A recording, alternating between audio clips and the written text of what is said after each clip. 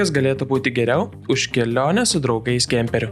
Erviteriet – tai beprotiškas fizikos žaidimas, kuriame bandai grįžti namo, kol tavo kemperis dar nesubirėjo. 4 draugai po atostogų bando pasiekti greitkelį, bet vietoj jo atsiduria Map slėnyje, vietoje, iš kurios ne visi išvažiuoja gyvi.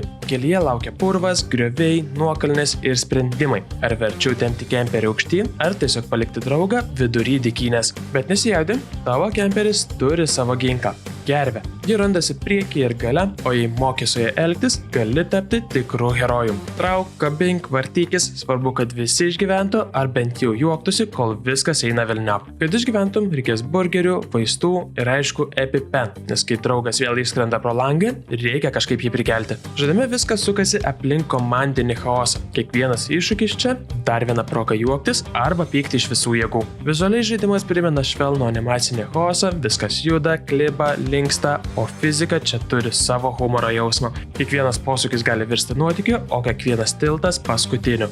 Erviteriet – tai kelionė, kur svarbiausia ne finišas, o kiek kartų pasakysi laikyk prieš tai, kai viskas sprogs.